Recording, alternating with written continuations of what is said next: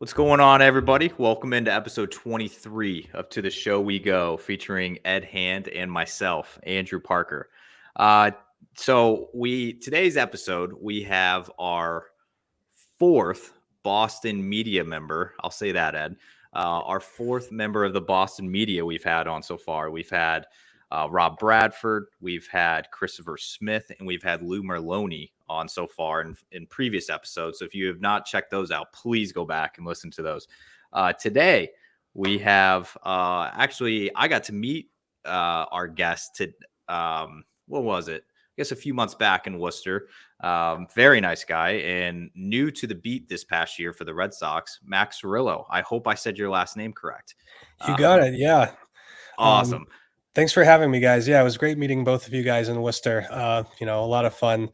It's I think a small correction. I first year with the Herald. Was with the Eagle Tribune beforehand, but it's this was a pretty awesome year. And well, I mean, team could have been better, I guess, but great time kind of getting a chance to dive into that whole world, I guess. Before we go into the full Red Sox stuff, I do have to say something about when I got to meet you in person, Mac. And I'm sure you recall this. We ended up talking a bunch about the UConn basketball team and going up for the excellent buffet that they have at Polar Park. But I was informed right after we finished eating that Chaim Bloom was down there that day, and everybody got to say hello to him. Everybody got to talk to him, but we had gone upstairs to eat. And I thought to myself, you know what? It's fine. I got to hang out with Mac. That was pretty awesome. I'll get to meet Chaim Bloom a different time. I'll get to say happy Passover, Chaim Bloom. This was, I think, because if you recall, I fast for Passover, so I had all the taco meat with no taco. But I was like, I'll get another chance to say that to him, and then he got let go. So that's Chaim Bloom. I hung out with Mac Cerullo instead of meeting Chaim Bloom, and I don't regret it. You know what? I will say with Chaim, he obviously has his detractors, but everybody on the beat would agree. One of the nicest guys, super accessible, super accountable. He was great to work with. Obviously, yeah, the job performance was what it was, but it was whatever. I'm sure maybe you'll get a chance to cross paths with him, or maybe you'll see Craig Breslow. Maybe that's we'll sort of see. But yeah, that's funny that I remember that now. That was back in May. It was June. It was early May, late April. It was pretty early in the season because it was before Duran got brought up. Because I remember this really well. Duran, I was always too nervous to talk to Duran. He just has kind of this intimidating vibe about him. And you were like, well, I've got to actually talk to him for this story, so I'm just going to go and do it. And I remember you going up to him and him being like, well, can you do it tomorrow? And you were like, I am here today, and that's it. And he was like, well, okay. Yeah, Jaren's cool. Yeah, Jaren, I know what you mean, but Jaren's, he's a good dude. Well, obviously, I had a good experience meeting you this year as well, and I did actually get to meet Chaim Bloom throughout the season. And so I was not eating with Mac when I got to meet him. So I thought he was a pleasure to deal with. But Mac, before we jump into some of the baseball stuff, I just wanted to ask, how is the offseason treating you? It's funny. It's we're about a month in, and it's been super boring. There's just while the playoffs are going on, as far as the Red Sox go, there really isn't that much kind of just we're sort of kind of in a holding pattern waiting for things to start happening. And obviously the Craig Breslow the hiring process that led to Craig Breslow's hire is kind of the only show in town. So a lot of chasing leads, a lot of people not answering texts, a lot of people answering texts and being kind of to varying degree, that's a tough story, so I was very grateful once that news broke, because then it's like, okay, cool, like that's over with. Now we can, the World Series, the World Series could be over tonight, right? It's a couple hours from now, and if that's the case, then game on. A lot of things are going to start happening very quickly, starting the day after the World Series ends, and I suspect that from this point on, it'll start to get a lot more interesting. Yeah, and I think we were kind of talking with Chris Smith a few episodes back, and I wanted to ask you the same thing. I didn't know if you had gotten tired of just kind of formulating your mind. Okay, I need to write about the Red Sox are interested in this guy for the CBO position. This guy turned it down. This guy said no to the interview, or whoever. Like, did it get tiring for you? Yeah, I think it was. It would have been a little bit more fun if there was just like something a little bit more variety, but it was, you guys know how it all played out. It was kind of all consuming, and I personally am very much looking forward to seeing what Craig actually does, what kind of chief baseball officer he proves to be. We've all gotten into sort of this routine of the Red Sox operate a certain way because that's how Chaim Bloom did things, and that's how Fenway Sports Group has done things. And it's very exciting to me that all those old preconceived notions, we can throw them all out the window. We have no idea what's going to happen. The next couple of weeks could be insane, or it could be more of the same. But like, it's refreshing to kind of go into an off season where it really feels like anything is possible. And it's been a while, I think, since we could really say that that's been the case. Yeah, the blank slate is it's been a much more peaceful time, I will say, on the Twitter sphere, in social media in general with the Red Sox. You're not seeing quite as much anger, but that doesn't mean that there aren't storylines that are coming up. The search for pitching is a pretty, like, that's been something that's been focused on a lot. The team needs a second baseman. Potentially, they definitely need some right-handed power in the lineup. It's a lot of lefties. There's, guys like Alex Verdugo. Maybe he gets traded, maybe he doesn't. What storyline do you find the most compelling, and are you the most looking forward to covering? For me, it's the pitching.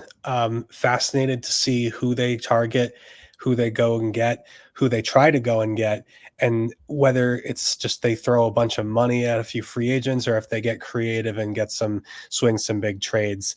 I'm on record of the opinion that I think the Red Sox need two starting pitchers at Yeah. least.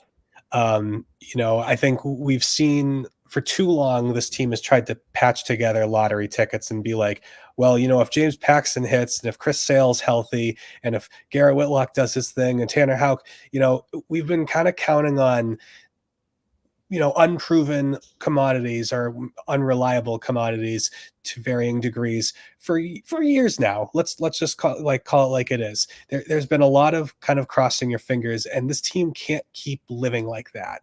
They need to go out and get some proven guys who can stay healthy, who can pitch lots of innings, who you can count on to go out there and pitch.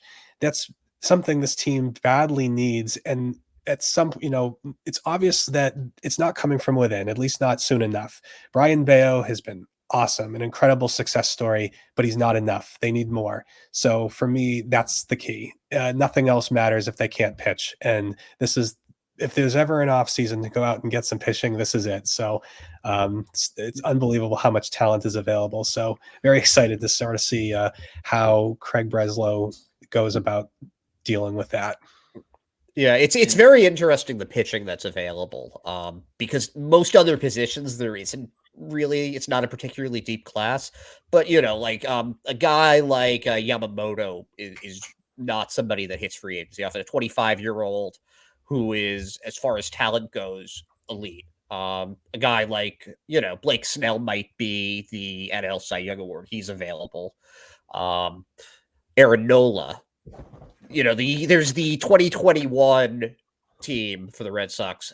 They had two things that we haven't really seen since, and that's elite pitching at the top of the rotation. They had Eddie Rodriguez, who is a free agent this year in Detroit, and they had Nathan Eovaldi. They haven't had a combination like that can carry them in a series since. You can say what you want about Sale when he was firing on all cylinders. You can say what you want about Bayo. He's he's had his moments, but they haven't had those consistent workhorses. If you had to pick two, and it could be free agents, it could be guys maybe that are available in trades, like Corbin Burns, Shane Bieber, somebody like that, which two starting pitchers would be your top two for them to acquire? Well, one for sure is Yamamoto. I mean, you said it yourself. Like you do not see a talent like that hit free agency at that age too often. The Red Nope. Sox ownership has been on record of being like, we really like to get these guys locked up long term, young, because if you got a guy signed into his late 30s or early 40s, you're kind of playing with fire. Yamamoto's 25. You can sign that guy for a 10-year deal, and he is yours. He's 35 when that deal is over. If he is the pitcher we believe he can be, that is a deal worth doing. And fortunately, by all accounts, it doesn't sound like 10 years is something he's interested in, maybe more like 6 or 7. And he can then go to the well again when he's 31 or 32, as we've seen a lot of these free agents we're about to talk about are around that age themselves. So he's going to get paid. And I think the Red Sox need to be aggressive and go get him. As far as the second one, I like Nola. I don't know if I'm as high on the other free agents. Eddie Rodriguez would be. I guess I don't hate that idea, but I don't know. I kind of feel like we've kind of been there, done that with him. I don't. Blake Snell doesn't have the track record of consistent durability that I think the Red Sox need. He's put up a lot of innings. He's, obviously a Cy Young favorite this year, but a lot of times in the past he's either broken down or just not pitched as many innings as you want to see. And like Jordan Montgomery is another guy I like, but Jim Bowden published that column kind of estimating guys' salaries. I was surprised to see that he is projected Jordan Montgomery is getting a bigger deal than Nola, which struck me as interesting because Nola has certainly got a longer track record of higher level success, even though Montgomery has been outstanding recently. Yeah, I think that some of that's it is very interesting with Nola, because when you look at the numbers, he has the ace reputation, but he's more of a number 3 starter. But Montgomery, he's never made an all-star team or anything like that. He really bolstered his value with what he did with Texas, and after the trade and in the playoffs. But it's the name brand versus the short memory. Right. I think I'd love if the Red Sox could get him, but I don't know if I go crazy about if we're talking 5 years, like 125 million, that's not too far off from what Sale's extension was. So that's a big commitment. I do like the idea of swinging a trade. I think if you're going to break the bank for Yamamoto, then the best way to maximize the rotation is to tap into some of this farm system depth that the Red Sox have built up and go out and get a Corbin Burns. That's the guy I kind of like the idea of getting best, but I'm willing to entertain when it comes to trades. You guys know, like, sometimes the best trades are the ones that you just never see coming. Like, you'll just all of a sudden there'll be a report of so-and-so is, being traded to this team. And you're like, ooh, wow, that's interesting. And then you think about it some more and you're like, oh my God, that's brilliant. Why? And no one speculated it up until that very moment. So Burns is we'll just say Burns is maybe the name I like, but I think just trade for a good starting pitcher to be determined, I think is a good option to kind of take. I think they should do one of each, because if you sign 2 free agents, you're basically spending like, I don't know, $400 million on 2 arms, where if you trade for somebody, presumably that guy's going to be a little bit won't be as expensive in terms of the money, and allows you the flexibility to fill those holes elsewhere. So I had a question just pivoting off of pitching, but we saw quite a few young position players come up and make their debut this past year. We had Abreu, obviously, that did well. We had Rafaela, we had David Hamilton, and Manuel Valdez. Which of those guys do you see getting consistent playing time in the MLB? And then for the ones that aren't, what do you do with them? So, of the guys who came up at the end of last year, I like Willie Abreu a lot. Funny, he's like kind of the most unheralded of that whole group in terms of prospect rankings, but I really liked his game. I mean, that combination of power, plate discipline, and arm strength in right field. He doesn't have any big weaknesses in his game. He's very well rounded. but his tools that like he has a couple of elite tools on top of that. Every time we asked Alex Cora about Willie Abreu, he raved about him. Was like, man, this guy's good. This guy's good. I talked to Rob Refsnyder at one point and just kind of, doing a little feature on him, and unsolicited, he was like, yeah, I think that guy could be our leadoff hitter next year. So I'm like, oh, okay. So I think, with the outfield situation being perhaps, more in flux than the infield, which is a little bit more set in stone by comparison, I'm interested in the possibility that Abreu could play a decent role, if not a big role, on next year's team. The other guys like Valdez, I think could be, depending on what else the Red Sox do, he could be the starting second baseman, and maybe he could do a pretty good job. The defense has to get better. Not a very good defensive, anything right now, but that's fine. He's young. He can presumably try to work on that. Cedon Rafaela, obviously unbelievable defensive like talent, great base runner.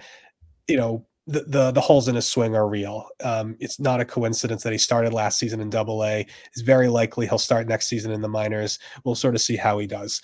And then there's all the other guys kind of coming up through the system. They're a little bit further away, but I like Abreu a lot. I'm super excited to see kind of how he sticks next year. Of that group of guys, which do you think is the most likely to get traded? And we can go through the whole outfield with that, honestly, because I think Alex Verdugo is somebody that's a candidate for it as well. But, Jaron Duran, Alex Verdugo, Cedon Rafaela, Willie Abreu, I can't imagine all four of them being on the team next year. If you had to bet, which I guess the two do you think are the most likely to get traded? Well, Verdugo obviously the most likely, just because of his situation. Yeah, that's why I said two. he's in obviously entering his walk year. He is, I think kind of in a similar place as where Andrew Benintendi was, where you kind of have to make a decision. Is this a guy we're going to invest in long term?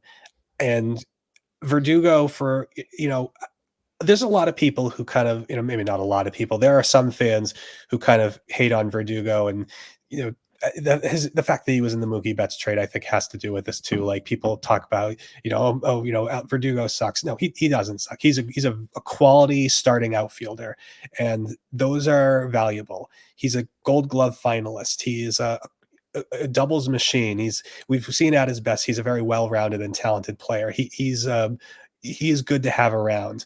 But is he more? Can he be great? That's the question we've been asking ever since he got here. And at this point, I think it's safe to say that if he does have another gear, it's debatable whether or not he can tap into it. Whereas before, you maybe give him the benefit of the doubt. He is, I think would be worth trading at this point, because he is valuable. He is a good player. You can get something good for him, but I have a hard time seeing the Red Sox extending him at this point.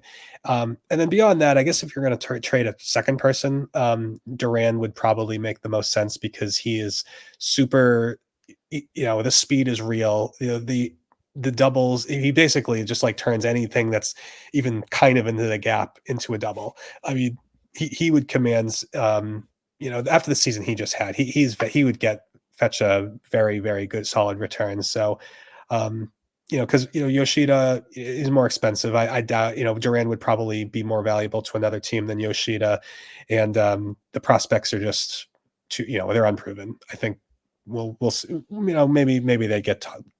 I don't want to rule out that possibility, but I'm not trying to trade the whole Red Sox outfield, but yeah, Verdugo would be the most likely, and then we'll see about the rest. So I had a question, and I wanted to get your thoughts on it. I saw an article written by a fellow Boston media member, Chris Cotillo. I think he dropped it yesterday. And it was kind of interesting. He was kind of looking at like what they might do for free agency, non-pitching wise.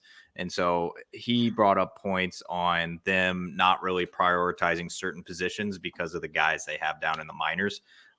Do you see them just like maybe not looking for, a catcher or even like a middle infielders with Marcel Meyer and Double-A? Like, do you think that's going to be at all factor into their decisions on who they add on the hitting side of things? Oh yeah, absolutely. Well, with catcher, I think, Cotillo has written a couple position pieces. One was catcher. I believe the other was second base or the infield more generally. Catcher, I don't expect them to do anything. They have no reason to. Connor Wong just had a terrific season, for especially considering what the expectations coming in were. Reese McGuire as a your backup catcher is fine. He's arbitration eligible this season. I think he's projected to get like less than $2 million. So he's worth keeping around. 1.7, something like that. Yeah, and then Kyle Teal is possibly going to maybe even be ready at the end of next season. If not then, by certainly the 2025. So there's no need to bring in any other catchers. They're good there. Infield is interesting. They're in kind of a similar spot as they were previously at first base, while we were kind of waiting for Tristan Casas to make his way up. But the problem that they did that situation was they had an obvious hole at first base, and they just refused to fill it, because they didn't want to block Casas, and the team suffered for 2 years because of it. Like Bobby Dahlbeck, just it didn't work. Like he was the holes in his swing were exposed for 2 seasons. Franchi Cordero, that didn't work. The defense was almost as bad as the offense. So I worry that with second base they may fall into a similar pitfall, because they won't sign a long-term guy. Like they have so much talent in the middle infield coming up. It would be crazy to sign somebody to a 4 or 5 year deal. But I think they should sign somebody to a 1-year deal, because Pablo Reyes, you don't know if you're going to have a season like that from him again. He was in the Oakland A's minor league system. He's stuck in the Oakland A's farm system for a reason. Luis Urias is probably going to get non-tendered just because he's more expensive than he's probably worth. And Valdez, the defense issues I mentioned, like I think Cotillo mentioned Whit Merrifield, I believe, and that was a name I think get my colleague Gabrielle and I floated in our point counterpoint last week. Same logic, 1-year deal, maybe, I don't know, 10 million, something like that. That's a guy who can help you next year, and he won't mess up things in the future. You can let Marcelo Meyer or whoever develop at their own pace. But right-handed bat, he can play outfield fast. Yeah. I mean, there are dimensions that he adds that this team could use. I think Merrifield would be a perfect fit, honestly. I agree. I'd love to see that. But if not him specifically, they could possibly trade for a guy in a similar type of guy too. But they just gotta stop with the whole punting on positions and just sort of, well, we got the prospects coming up, we don't want to mess. No, you gotta field a major league team, and that means having major league players at every position. And yeah, I don't know if I love their situation at second base as it stands now, so I would like to see them do something there. As far as right-handed bat goes, they're potentially losing 2 guys in Adam Duvall and Justin Turner, but we've seen Justin Turner has been around quite a bit on social media. He was going candlepin bowling. He, was taking video of him in Kenmore Square.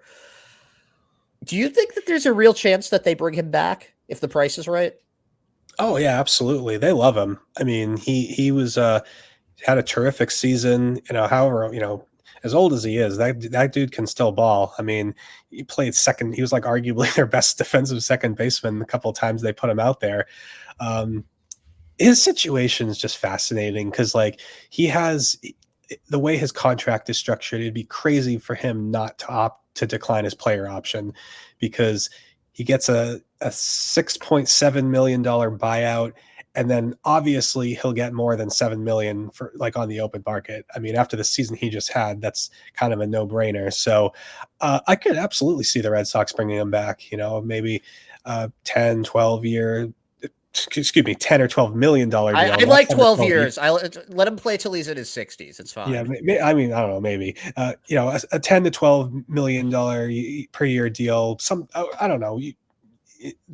I don't think it would be prohibitively expensive. And if there's an old guy you want to invest in, that's the kind of guy you want. I mean, the guy didn't show any signs of slowing down, but obviously there are drawbacks. Bringing him aboard means that you have less flexibility to, kind of tweak, tinker with your lineup.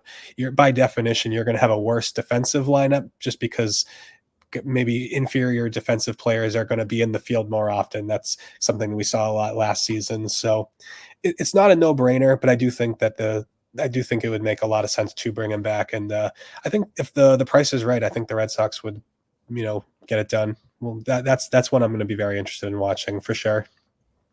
Now, you touched on this a little earlier, but I wanted to dive in a little farther on this. You had mentioned possibly that, we have no idea what Breslow's going to do and how aggressive he's going to be when he takes over, but I want your gut opinion on this. So do you think that he is going to dip into the farm system and make a few deals in the coming weeks? I do. Yes. I don't know how long it'll take. Might be a couple more like December maybe before the trade market really picks up steam. But Craig Breslow is a very smart guy, and he also spent a lot of time in major league clubhouses, so he knows how this all goes. Not an apples to apples comparison, but we recently saw Brad Stevens move from the coach's bench to the front office with the Celtics.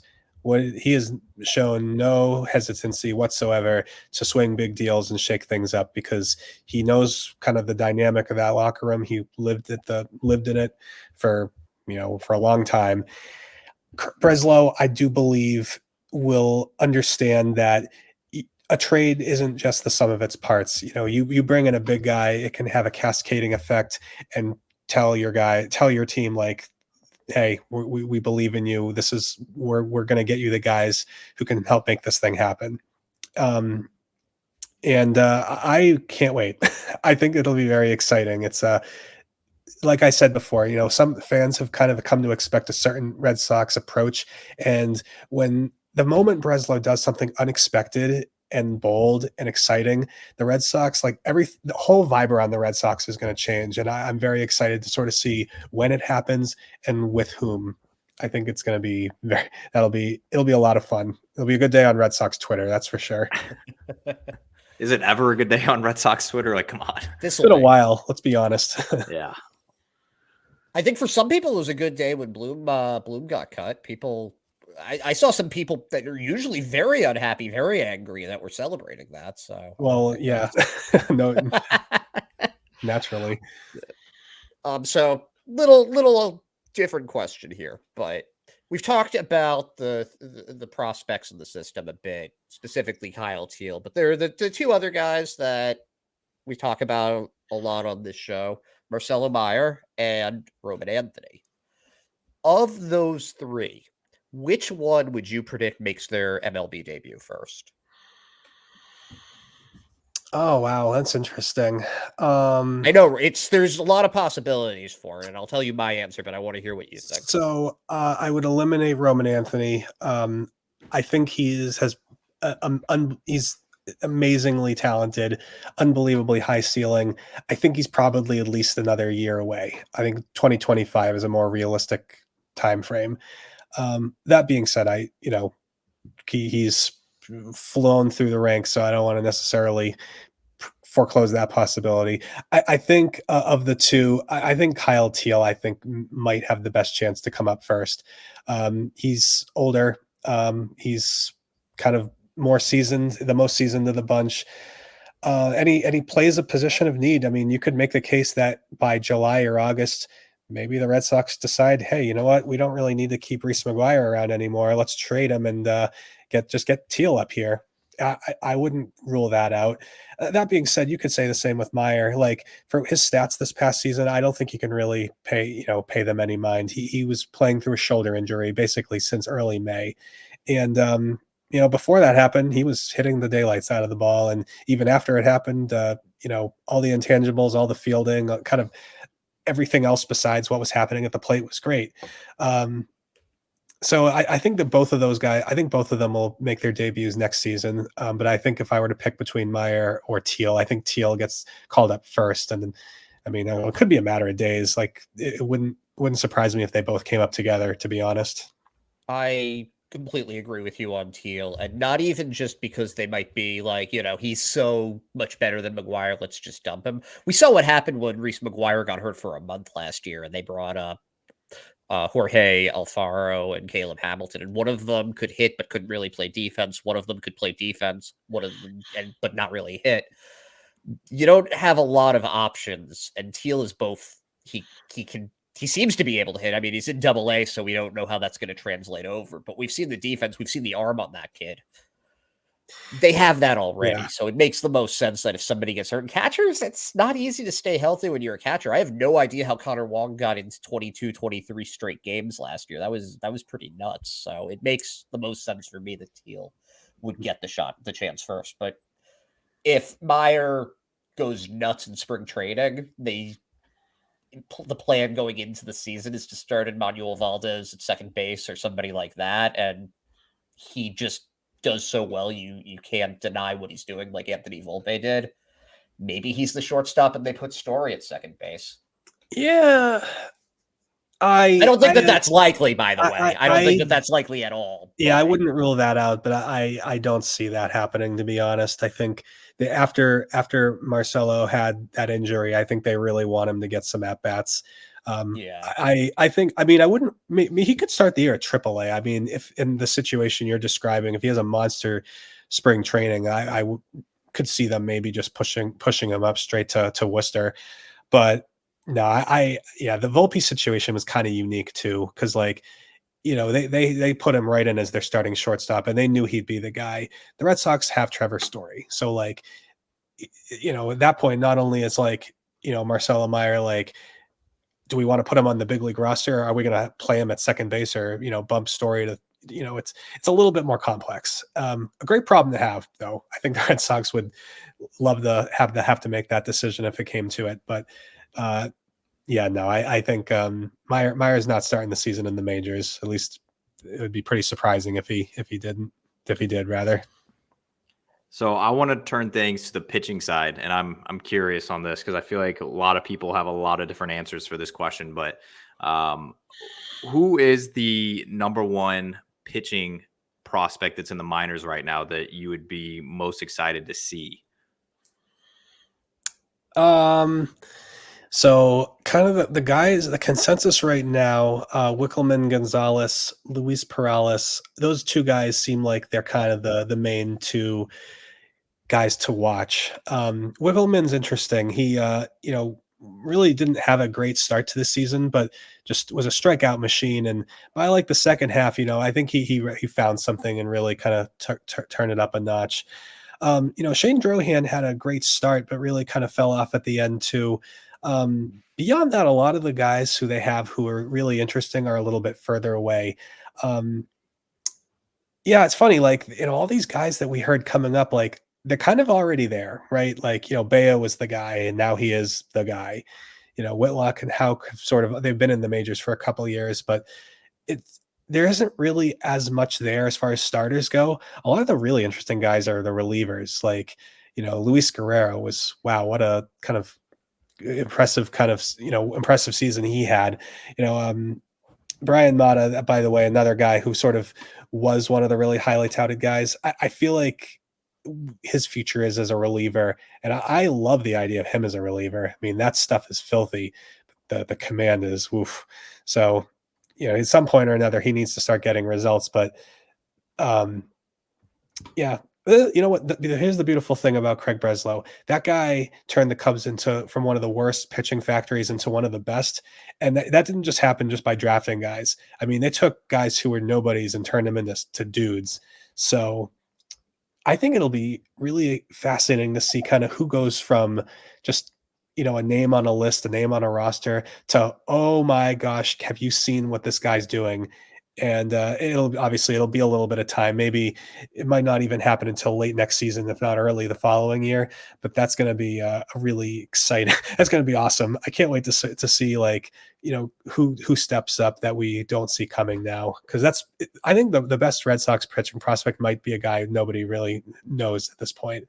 I mean, Wickelman maybe and Luis Perales are the two most famous guys, but nobody knew Brian Bayo until he like popped off either. So yeah, I mean, there's always the chance he can turn Shane Drohan into Justin Steele or somebody like that too. Somebody that That'd be nice. maybe has been a little left for dead, because I don't think anybody expected Steele to break out to the extent that he has in the last couple of years. But I have a question that's also about pitching, and it has to do with the back end of the rotation for the Red Sox, because we talked earlier about how they need 2 starters, but those are 2 frontline starters. I think the back of the rotation, if anything, they might have too much depth there, because you have Bayo, he's fine as a number 3. Put Curcell as your number 4. He'll get hurt eventually, maybe, but like, he's a veteran that you feel comfortable with when he's healthy. They have 4 potential number 5 starters: Cutter Crawford, Nick Pivetta, Tanner Houck, and if you want to try him in the rotation again, I don't at this point. There's Garrett Whitlock also. Now, personally, I think that Nick Pivetta has earned that number 5 spot in the rotation. Cutter Crawford has too. I much prefer Houck being in the pen. I much prefer Whitlock being in the pen. But there can only be one number 5 starter. So you're going into opening day. Let's say they get Yamamoto. They trade for Burns. So we know who the first 4 are going to be. Who do you pick to be the number 5? Well, out of those 4, I'd say, yeah, Pivetta would be the favorite in the clubhouse to earn that spot.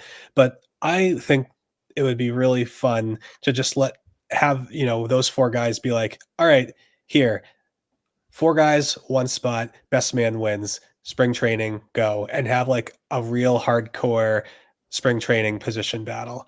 How crazy would that be, having that on Nesson? Like, you actually have something to watch in spring training midway through it, and that isn't, like, because the first week, it's always super exciting for spring training, and then you lose interest.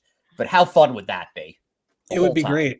But honestly, it would be great for all of them too, because, those guys all believe themselves to be starters. They all have said so. They all have, pretty much, that's kind of, if you ask them, like, that's to a man, all of them will say no, like, that's what I want to do. And it's like, you know what? Time to put up or shut up. All right. You have an opportunity, go out and take it. And that'll make all 4 of them better. Now, obviously, only one of them would win the competition, but then the other 3 guys, presumably 2 of them would probably go to the bullpen. Maybe one of them might become sort of the long man, or you could see somebody go to AAA. That's on the table too. Or maybe somebody gets traded in the offseason. Honestly, I think this team needs a little bit more competition like that, and it's good for everybody. So yeah, I think, if I was to predict right now who I think would win that competition, yeah, I think Pivetta would be the favorite. But yeah, I think competition could do some interesting things. Let's see, like, Tanner Houck maybe is Cutter Crawford, one of those guys, just has that dog in him. They just, all right, let's go. That's something that's the other reason I think it'd be so important to get 2 new starters, is that if people feel comfortable, they're not going to improve. So then, we're just going to get more of the same. And it's not everyone's going to stay healthy for the whole season either. So if you can prove that you can start in spring training, well, somebody goes down. Curcell gets inevitably hurt. One of the new guys inevitably gets hurt, because it's a long season. Mm-hmm. Doesn't hurt to have that, to have them know what you can do in that role. Yeah, and having that depth helps. If Cutter Crawford, I don't think was necessarily, all spring training we had like 7 starters for 5 spots. How are they going to figure it out? And then Cutter Crawford ends up basically immediately becoming one of their regular starters. You never know. You can never have too much pitching. But if you do have, quote unquote, too much pitching, then yeah, I think ultimately you want to make sure that your guy, whoever kind of takes that number, if things go according to plan, like, the Red Sox could have like the best number 5 starter in baseball. Like, that's on the table, like, a guy who arguably was their number 2 last year, Nick Pivetta, was, could be their number 5. It's not a bad spot to be in. Yeah. And so I was kind of listening to you earlier, and you were kind of saying that a lot of the guys, like, say they are starters. And I remember Tanner Houck was rehabbing down in Worcester this past year, and he was just like, yeah, I'm a starter. Like, that's just what I want to do. So I feel like they're all like, okay, we all want to be in the starting rotation, but there's not 9 spots. So I want that position battle thing to happen so bad. I feel like you have that in every other sport. You have that in like football, like where training camp battles, like people are battling for wide receiver 2 or whatever. It's like, I want that for the rotation. I don't think it's going to happen, but It would be cool. I want to dive in next topic here. So I know you at the beginning of the show, you kind of said the offseason was a little boring, not much going on, but what do you have planned this offseason? Are you doing like GM meetings, winter meetings? You going to spring training, anything like that? Yes, yes. So I will be at the winter meetings.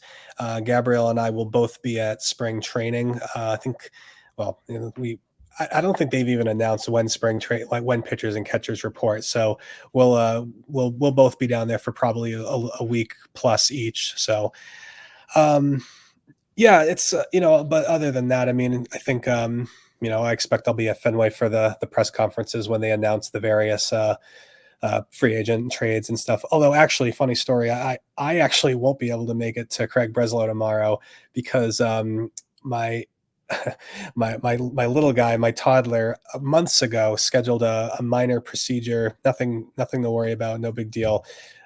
I scheduled it for tomorrow morning. Well, go figure. The one Yeah.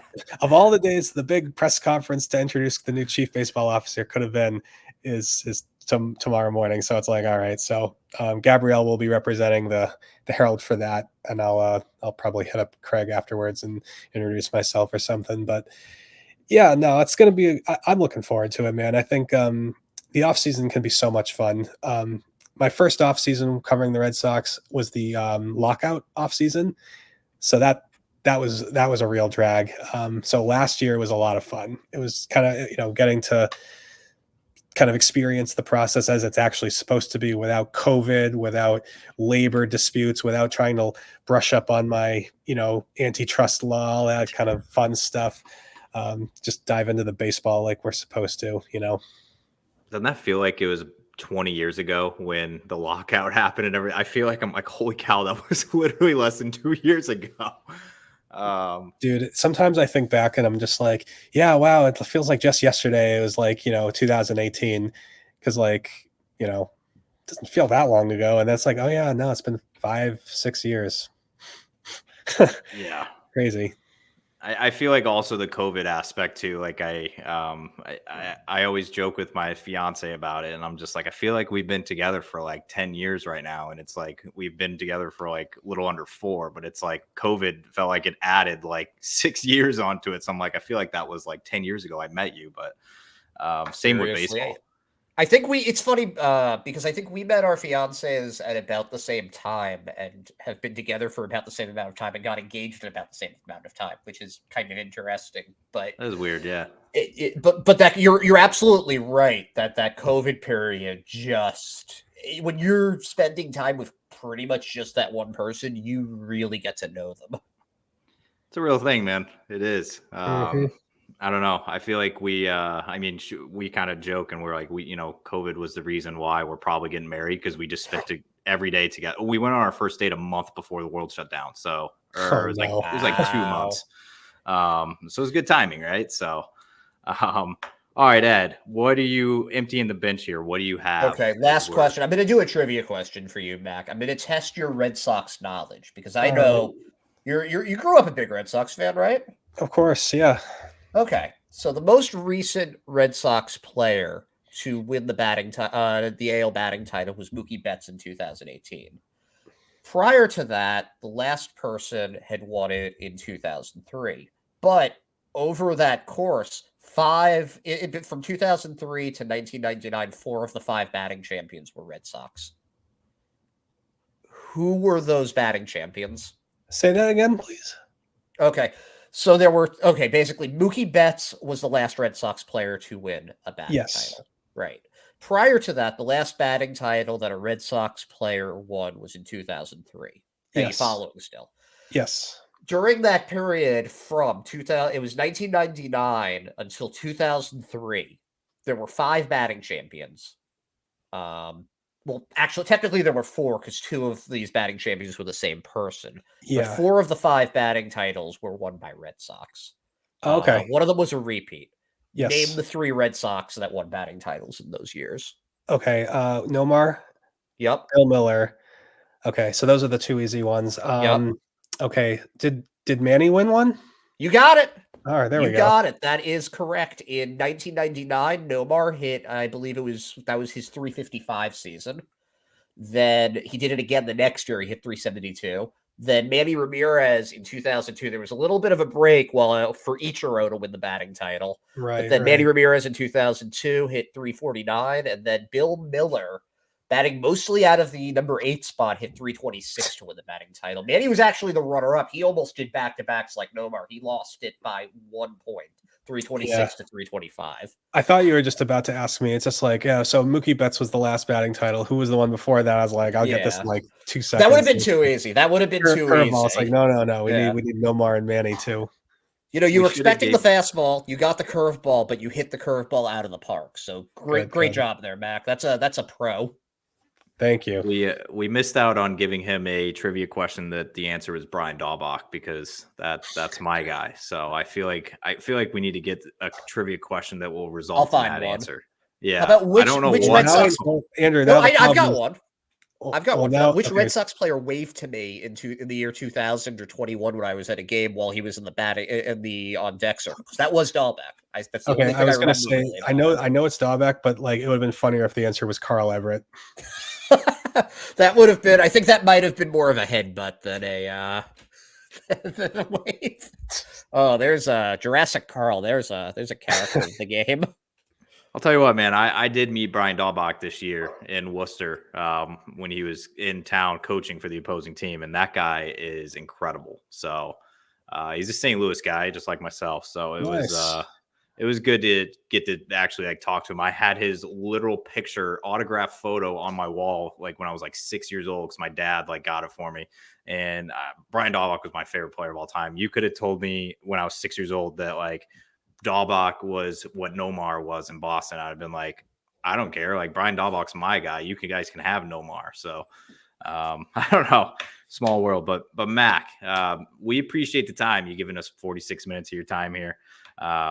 Definitely got a World Series game to watch. It could be the last one. Then the real offseason starts. So, but we thank you for the time and joining us. Of course. Hey, thanks so much for having me. I really appreciate it. And it's it was great meeting both of you guys in Worcester. Looking forward to hopefully seeing you guys down at Polar Park a bunch more next year too.